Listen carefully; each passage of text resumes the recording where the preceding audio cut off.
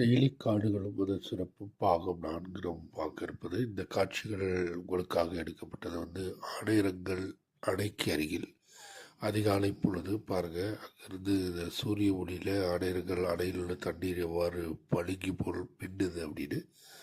அதை விட முக்கியத்துவம் வாய்ந்தது நம்ம தேயிலை கொழுந்துகளுடைய காரியம். இந்த பார்த்தீங்கன்னா அந்த மேல் நோக்கி கலர் சேஞ்சான தேயிலை இலைகள் இருக்கு பார்த்தீங்களா, அந்த இலைகளைத்தான் நம்ம இந்த தேநீர் தயாரிப்பதற்காக பறித்தெடுப்பது. அந்த மேல் நோக்கி இருக்கக்கூடிய அந்த 3 இலைகள் வரக்கூடிய அந்த இலைகளை மட்டும்தான் நாம் கை கொண்டு எடுப்போம். இல்லாட்டி மிஷின் வச்சு வெட்டணும்னாலும் அந்த மேலே இருக்கக்கூடிய அந்த இலைகளை மட்டும்தான் வெட்டுவோம். அது மாதிரி தேயிலையோட சைடில் இருக்கக்கூடிய ஒரு கருப்பு நிறத்தில் கொஞ்சம் கலர் சேஞ்சான இலைகள் அதையும் எடுக்கப்படும். ஆனால் அது முதன்மையாக பயன்படுத்தப்படாது.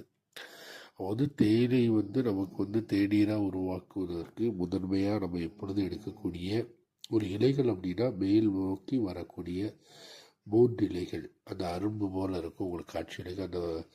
அது பாருங்கள், அந்த இலைகளிலே அது மட்டும் மாறுபட்டு தான் கலர் சேஞ்ச் ஆனது. அது எல்லாம் க்ரீன் கலராக இருக்கீங்களா, அது மட்டும் ஒரு லைட் க்ரீனாக தெரிஞ்சு பார்த்தீங்கன்னா வெளியிட்டு அந்த குழந்தை தான் நம்ம எடுத்து தேயிலை சொல்லி கொண்டு அப்போ இந்த ஒவ்வொரு கொழுந்தாக எடுத்து அல்லது அந்த கொழுந்துகளெல்லாம் சேர்த்து ஒரு 30 கிலோ 40 கிலோ 50 கிலோ அப்படிங்கிறதெல்லாம் வெட்டுறதெல்லாம் கொஞ்சம் கஷ்டமான காரியம்.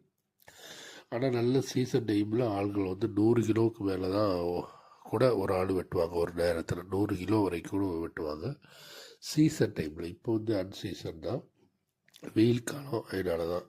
ஆனால் வெயில் காலம் உங்களுக்கு இந்த காடுகளை பார்க்கறதற்கு மிக அழகாக இருந்தாலும் மழைக்காலங்களில் இங்கே வேலை செய்கிறது மிக கடினம். இது செங்குத்தான மலைப்பகுதிகளில் தான் இந்த தேயிலையெல்லாம் விவசாயம் செய்யப்பட்டிருக்கு. பார்க்கையில் அப்படி தெரிஞ்சாலும் மிகவும் ஏற்றம் இறக்கங்கள் செங்குத்தான பகுதியில் தான் நம்ம பயணம் செய்து போய் இந்த கொழுந்துகளெல்லாம் எடுக்க வேண்டியது வரும். அதனால் இது மிகவும் நடக்கிறதுக்கு கொஞ்சம் கஷ்டம். காலம் பேலன்ஸ் பண்ணி அப்படி தான் நடக்கணும். இதுலேயும் இந்த கொழுந்துகளையும் சாக்களையும் எடுத்துக்கிட்டு நடக்கிறது அப்படிங்கிறது மிக கடினமான ஒன்று தான்.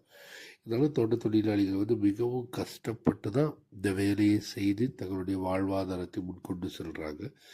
கூடாது இப்போது வேலை செய்யக்கூடிய தேயிலை தோட்ட தொழிலாளிகள் குடும்பங்கள் நீங்கள் பார்த்தீங்கன்னா மூணார் பகுதியில் முதல்ல தமிழ் மக்கள் அதிகமாக இருந்தாங்க. இப்போ தமிழ் மக்கள் நாட்களால் அவங்களுடைய ஜெனரேஷன் வளர தொடங்கிட்டு ஒவ்வொருத்தரும் கல்வித்துறையில் நல்லபடியாக படித்து அடுத்த ஜெனரேஷனுக்கு போயிட்டாங்க. இப்போ எஸ்டேட்டுகளில் தொடர்ந்து வேலை